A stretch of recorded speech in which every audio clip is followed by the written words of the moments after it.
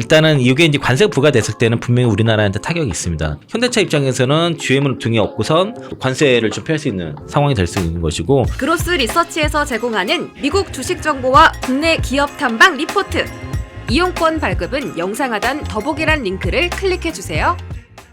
1월 이제 유럽의 네. 전체 판매량은 올랐는데 현대기아 테슬라는 좀 떨어졌잖아요. 네. 그래도 그 속에서 우리가 어떤 기회를 찾을 수 있는지 좀 해석을 해봤고요.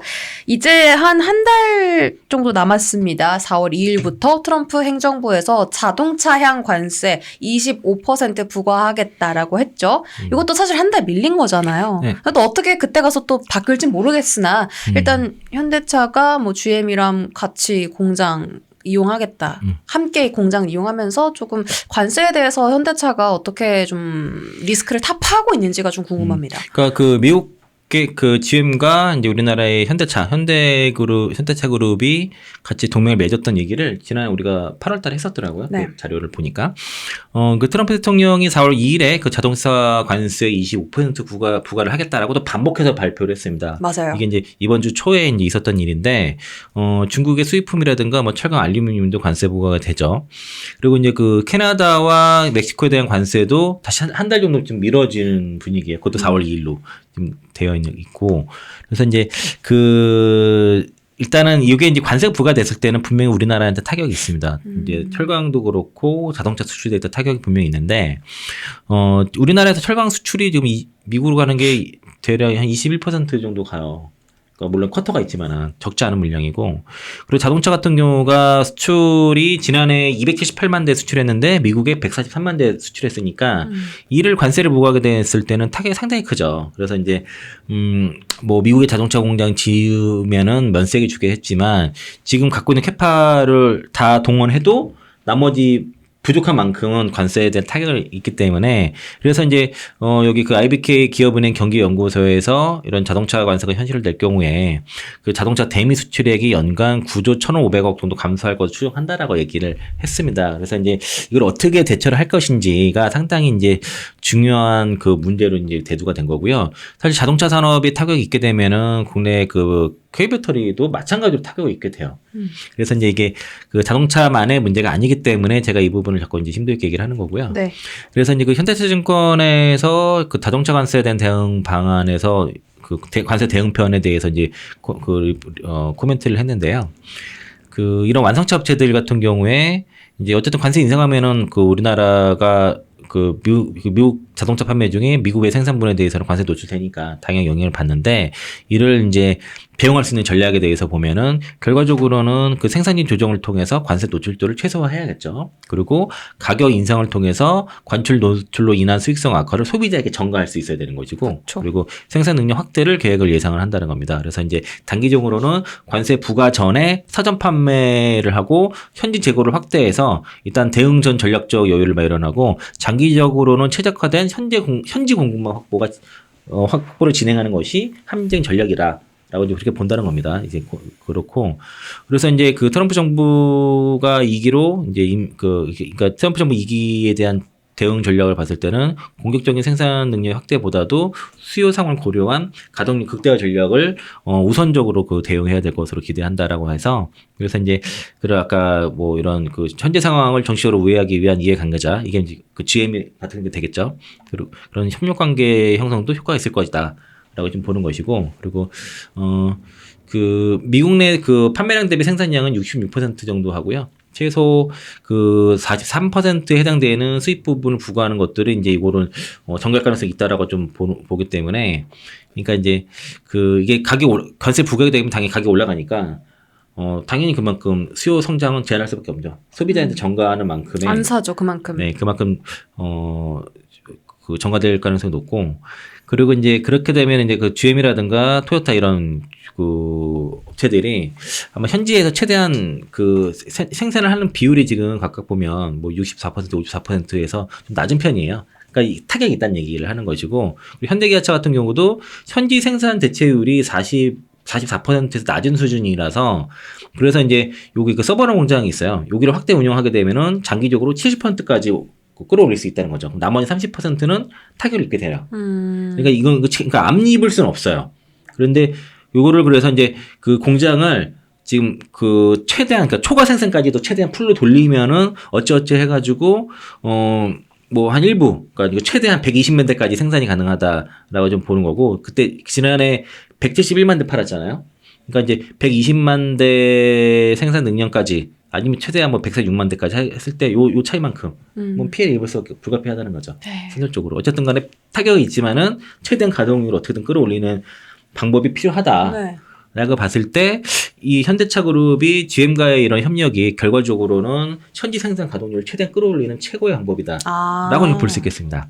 그래서 이제 그 현대차 그룹이 GM과 이르면 이제 내달 다음 달에 이제 글로벌 생산 시설과 공급망을 공유하는 1차 포괄적 협력 방안을 얘기를 하고 공개할 예정이고 지난해 9월 달에 전략적 협력 포괄적 협력을 위한 양해학서를 체결했는데 이거 우리가 다뤘어요. 이때 당시. 네. 그래서 이제 승용 상용 내연기관 친환경 에너지 전기 및 수소 기술의 공공 개발 및 생산 등으로 제시해서 구체적 협력 방안을 조율해 왔는데 이번에 전략적 협력으로 가장 우선시할 게 바로 생산 효율화입니다. 제가 이거 9월 달에 이거 방송할 때 현대차의 기술, 전기차 쪽에서 기술력 압도적으로 많고 생산 능력 좋고 GM한테 기술적으로 뭐 받을 게 없는데라고 했는데 이걸 굳이 하는 이유가 현대차 입장에서는 그 트럼프 정권이 들어왔을 때 리스크를 대비해야 될 필요가 있었던 거예요. 그래서 그런 이제 미국 자동차 업체를 통해서 뭔가 또 협력 방안이라든가 그 정부와의 미국 정부와의 어떤 관계를 유지할 필요가 있었던 거죠. 관계 개선이라든가 로비라든가 이런 필요가 있었기 때문에 그런 전략적인 판단을 미리 했을 가능성이 높습니다. 트럼프 당선되기 전부터 그렇죠. 이제 예상을 네, 하고 그래서 준비를 이제 했네요. 배터리 3사뿐만 아니라 자동차 기업들이 대부분 트럼프 당선 확률이 높다라고 보고 네. 나름의 상당한 그 시나리오별로 작년부터 했군요, 준비를. 하고 있었다고 들었어요. 그리고 이제 그래서 일단 생산 효율을 보고 각사의 생산 시설과 공급망을 함께 활용해서 제조 경쟁력을 높이고 비용을 줄이기로 했다는 거죠. 그래서 이제 신규 공장 건설에 투입될 자금을 아껴서 기존 공장의 가동률을 끌어올리는 전략입니다. 그래서 양사가 각국에 위치한 생산실을 공유해서 생산 능력을 확장을 하는데 그 현대차는 GM의 캐나다라든가 멕시코, 아르헨티나, 이집트 등의 생산실을 공유를 하고 GM은 현대차의 미국 왜냐면 GM이 멕시코에 공장이 많거든요. 그러니까 미국이라든가 또 이제 멕시코, 중국, 체코, 슬로바키아, 인도 등의 공장에 자사 차량을 생산에 나설 전망이다라고 해서 서로 교환하는 겁니다. 서로 윈윈하는 거고. 그러면 현대차는 캐나다와 이집트에 생산 캐파가 없어요. 여기서 생산할 수 있죠. 캐나다랑 이집트에도. 서로 이렇게 맞물려서 그쵸? 상호 교환하는 그렇죠. 거네요. 유럽은 그러니까 이유는 그러니까 GM은 유럽의 공장이 좀 거의 없어요. 그 유럽과 또 인도에서 철수했거든요. 네. 유럽에서 사실상 현지 공장이 별로 없는데 현지과 인도 시장의 그 재진출에 대한 초석을 다질 수 있게 될 것이다라고 얘기를 하는 거이고 그리고 GM이 미국 내 생산시설 11개가 있는데 현대차가 이를 활용할 수가 있게 됩니다. 그래서 현대차와 기아가 GM의 미국 공장에서 그 반조립 제품, 그 CKD 형태로 차량이 생산이 가능해지게 되면은 이런 이만큼 그 관세 부과가 좀 피해가 최소화된다는 거죠. 반제품으로 인해서. 그리고 이제 현대기아차가 이런 반제품으로 생각하게 되면은 관세로 부과될 물량 자체가 확연히 줄어드는 거죠. 그 수입품이 줄어드니까. 그리고 이제 이런 GM의 그 미국 공장의 생산이 늘게 되면은 어쨌든 여기에 따른 현지 투자도 당연히 늘게 될 것이고 그리고 고용도 늘게 되니까 이런 트럼프 정부의 정책 기조와도 부응한다는 거죠. 어쨌든 현지 투자를 더 많이 하는 거잖아요. 그러니까. 그래서 이제 결과적으로 이 현대차와 그룹과 GM의 협력은 상호 윈일 것이다. 이렇게 평가를 하는 것이고요. 앞서 말씀드린 거예요. 그 미국에 판매한 170만 중에서 101만 대를 국내에서 수출을 했는데 그러면은 이제 미국 생산량 캐대에서 아까 120만 대까지 얘기했지 않습니까? 나머지 50만 대 이거 피하지 못하게 되는데 그 GM 공장 통해서 생산을 하게 되면은 그만큼 최소한으로 리스크를 줄이는 거죠. 그런데 이제 현대차가 미국 조자주 그 메타플랜트에서 최대 50만 대까지 증설할 수 있어서 좀 줄일 계획이고 여기 11개 그 GM 공장도 활용하게 된다고 하면은 단숨에 생산량을 확 끌어올리니까 그만큼 이제 관세 부과를 최소화할 수 있는 거죠. 그러니까 현대차는 요걸 최대한 피할 가능성이 높다. 다른 완성차 기업에 비해서 그러고 GM도 그 서로 간에 뭐 공장이 없거나 철산 시장에서 다시 이제 진행할 수 있기 때문에 그러면은 이제 GM은 현대기아차를 통해서 또 물론 무너진 그 글로벌 생산 네트워크를 재건할 수 있게 되는 거죠. 당분간에 상당히 이득이 돼요. 사실은 네.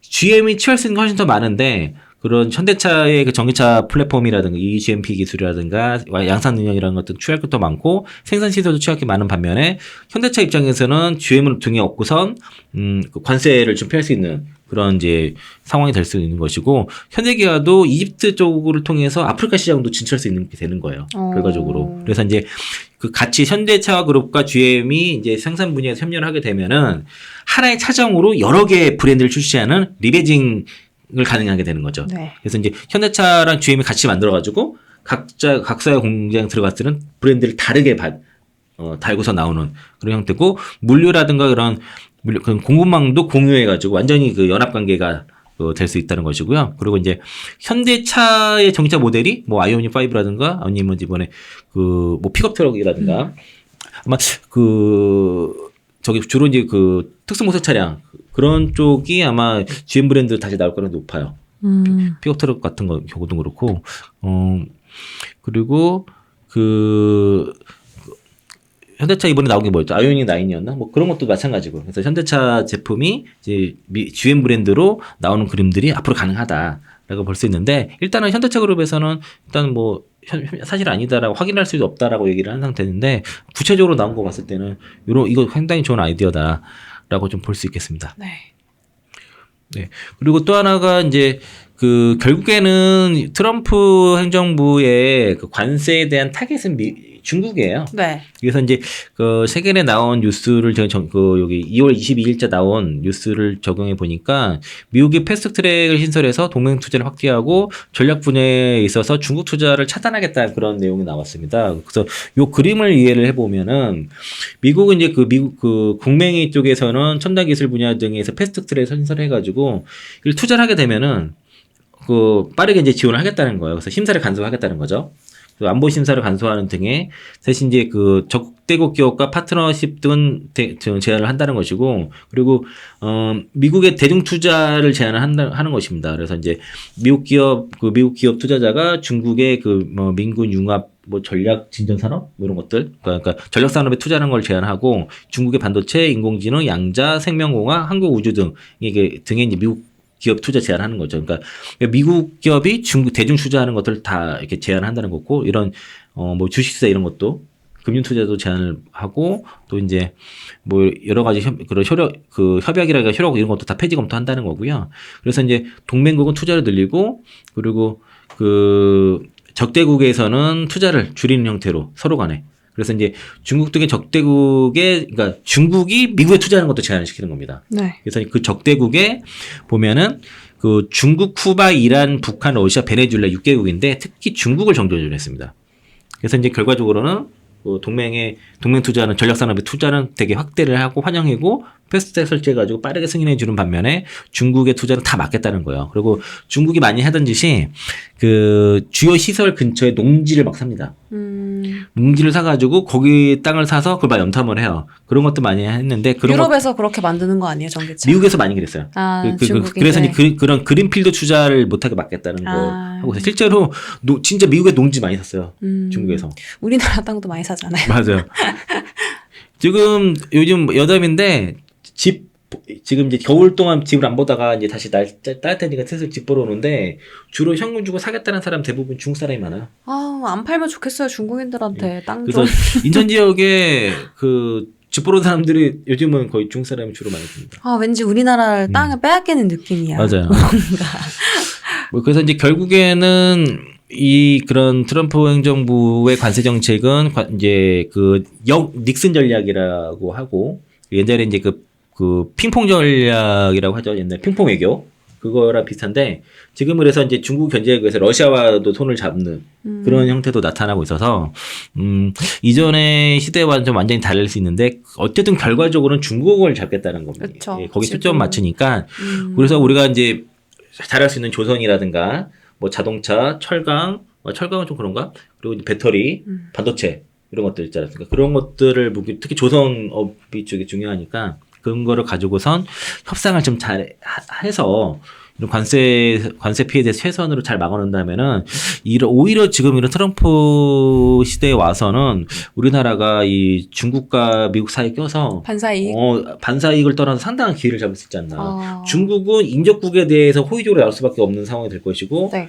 미국 입장에서는 지금 중국과 손을 잡고 말고 미국에 집중하라고 계속 압박이 오는데 이를 잘 이용할 필요가 있는 네, 거죠. 네, 그래서 네. 지금 중국이 최근에 뭐 한한령 해제 이런 얘기도 막 나오긴 하는데 현실성이 없지만 그래도 그런 기대감들이 나오는 것들이 다 이런 국제적 역학관계에 다 영향이 있다라고 볼 수 있겠습니다. 네.